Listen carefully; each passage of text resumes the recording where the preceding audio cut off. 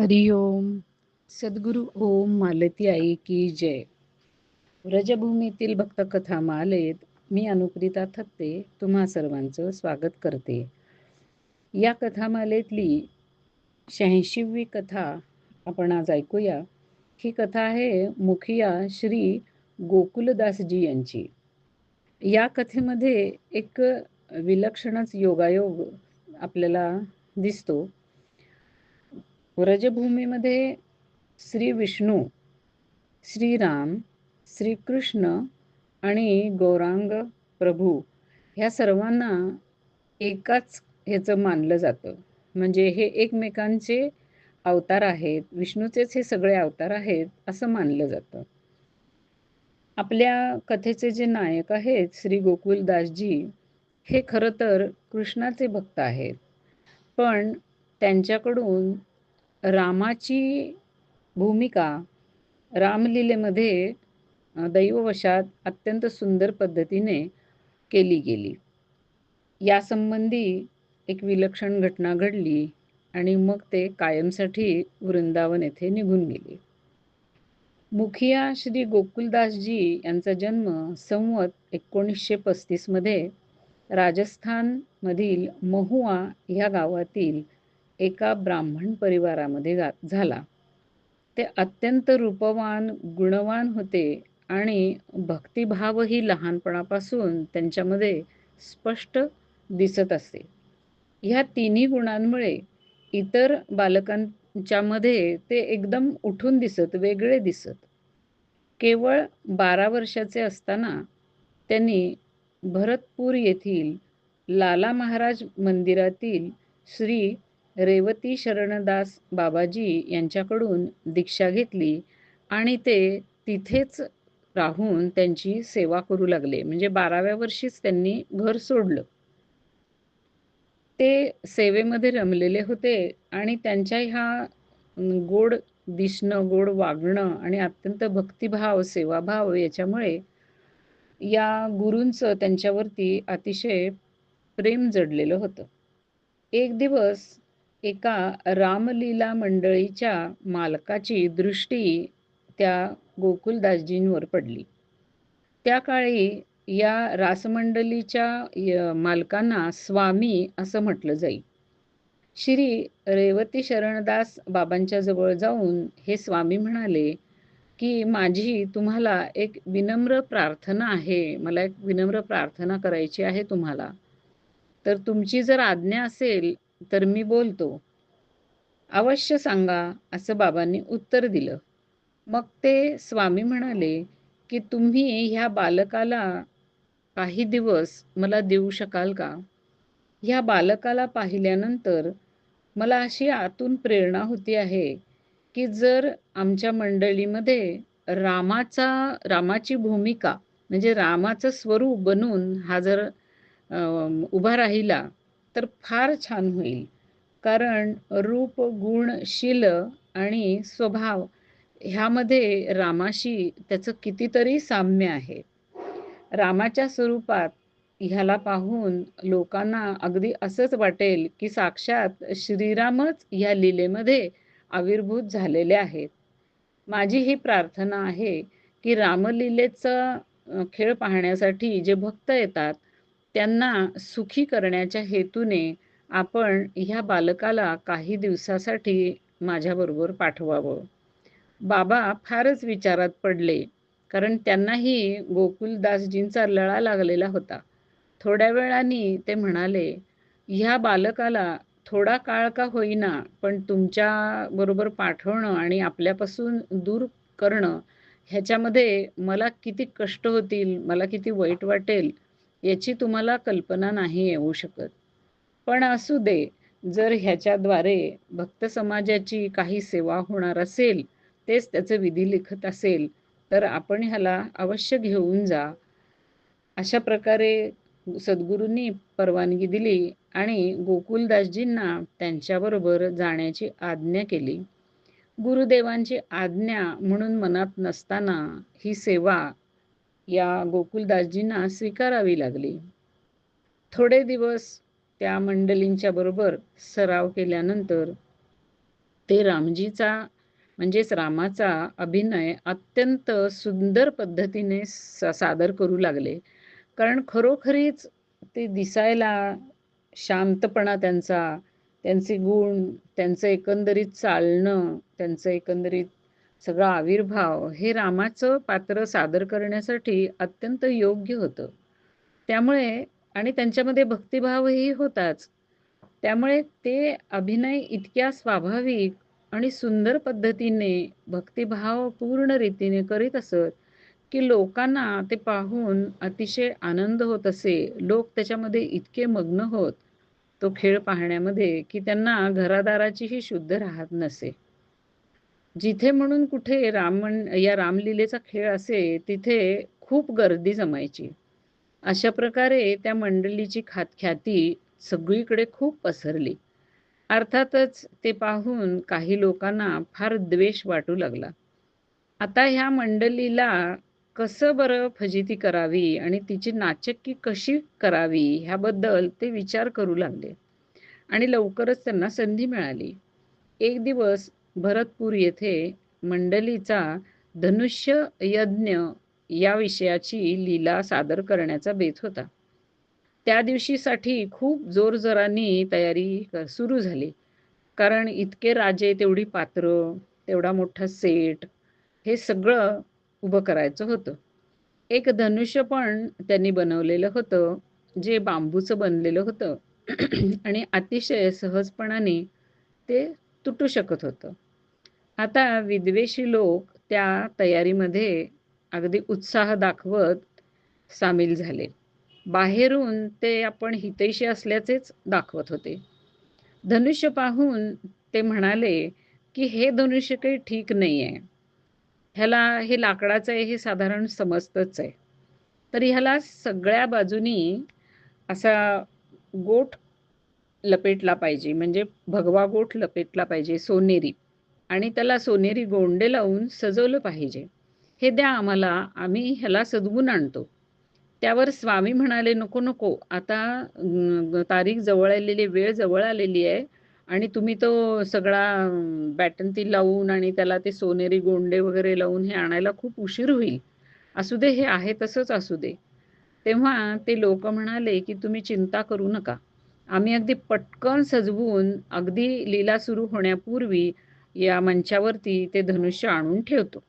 असं म्हणून अगदी हट्टाने ते लोक ते धनुष्य घेऊन गेले.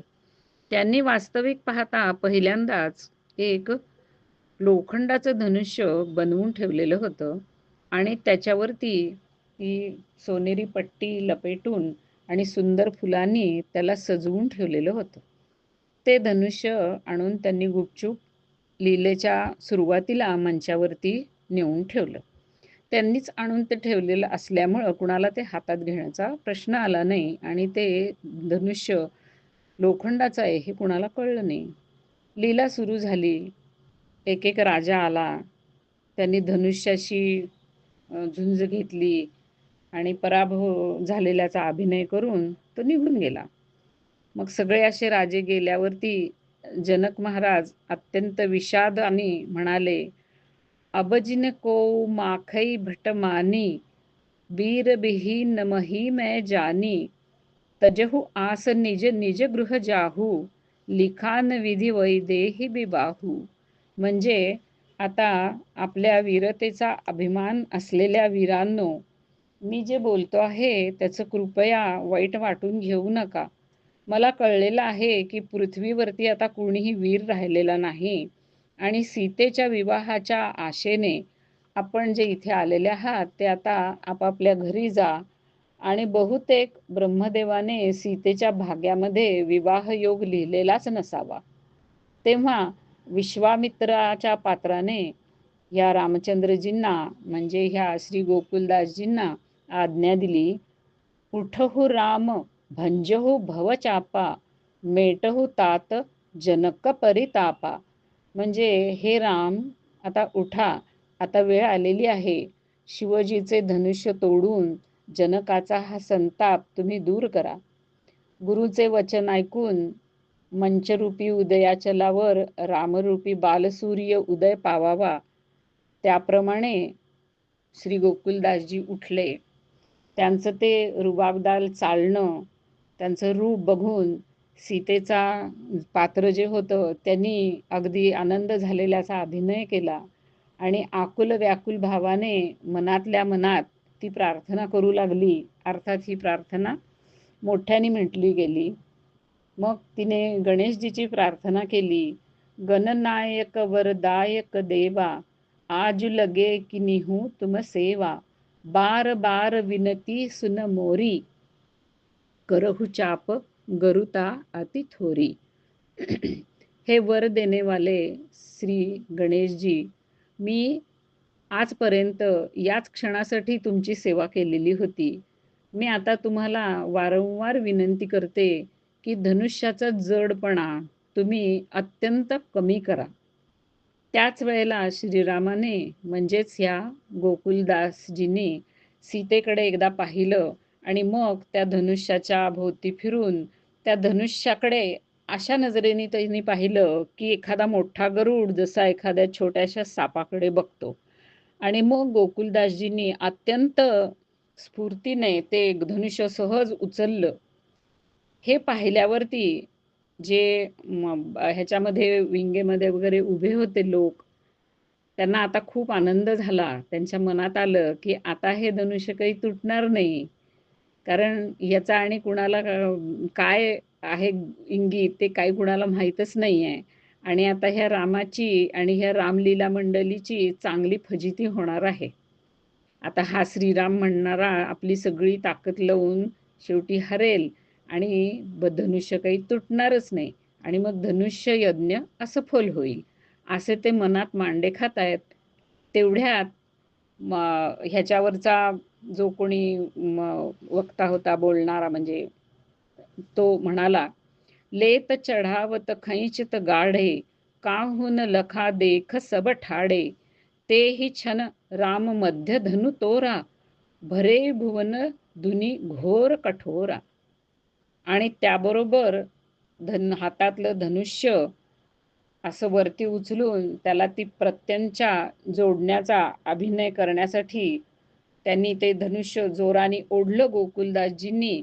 आणि त्याच वेळेला एक भयंकर आवाज झाला आणि खरोखरीच ते धनुष्य मधून तुटलं. दर्शकांना ह्याचा काही पत्ताच नव्हता. त्यांनी जय जयकार केला आणि अगदी त्या जय जयकाराने सगळं आकाश दुमदुमून गेलं. अत्यंत सुंदर असा अभिनय आणि सार्थ असा अभिनय आणि खूप छान अशी ती लीला झाली आणि लोक अतिशय खुश झाले. पण विद्वेषी लोकांची मात्र तंतरली. त्यांना खूपच घाबरले ते आणि लज्जित होऊन त्याच वेळेला ते तिथून पळून गेले. यानंतर तुटलेलं ते धनुष्य पाहिल्यानंतर सर्व जेव्हा जमा झाले तेव्हा त्यांना हा करणीचा पत्ता लागला. सगळ्यांना आश्चर्य वाटलं की गोकुलदासाने हे लोखंडाचं धनुष्य असं एखाद्या गवताच्या काडीसारखं कसं काय बरं तोडलं. गोकुलदास यांना सुद्धा स्वतःला ह्याचा काहीच पत्ता नव्हता. त्यामुळं त्यांनी ते साधारण एक बांबूचंच हे आहे असं समजूनच ते उचललेलं होतं. मग त्यांच्या लक्षात आलं की उचललं धनुष्य मी, पण तोडलं मात्र श्रीरामजींनी. मग ते आश्चर्याने त्या तोडलेल्या धनुष्याकडे क्षणभर पाहत राहिले आणि मग त्यांचं मन परमेश्वराच्या ह्या कृपेने भरून आलं.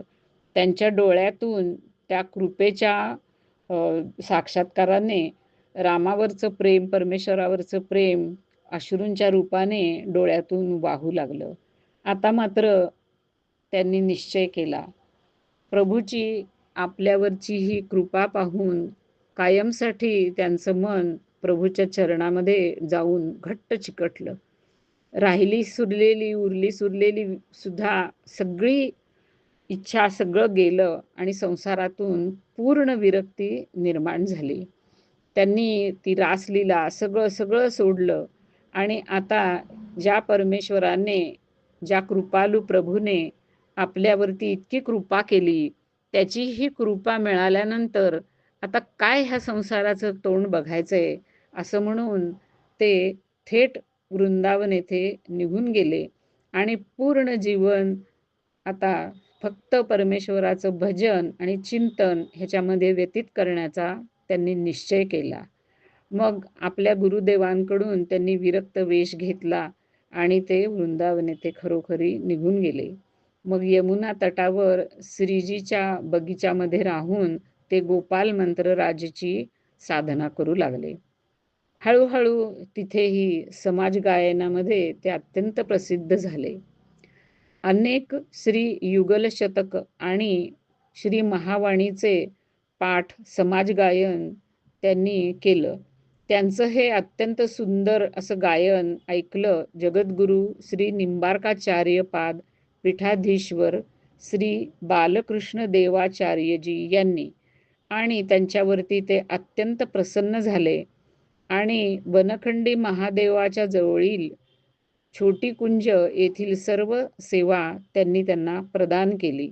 तेव्हापासून श्री गोकुलदासजी हे छोटी कुंज येथेच राहू लागले. त्यांनी राधाकृष्ण आणि हंस भगवान यांच्यापासून ते श्री हरिव्यास देवाचार्य इथपर्यंत सर्व आचार्यांच्या स्तुतींची रचना केली, अनेक पदांची रचना केली आणि पदांमध्ये हर्षप्रिया हे त्यांनी टोपण नाव वापरलं. अशा प्रकारे अत्यंत भक्तिमान असं आयुष्य त्यांनी घालवलं आणि विक्रम संवत 1975 श्रावण कृष्ण पक्ष सप्तमीला त्यांनी श्यामाश्याम यांच्या नित्यलीलेमध्ये प्रवेश केला. हरिओम.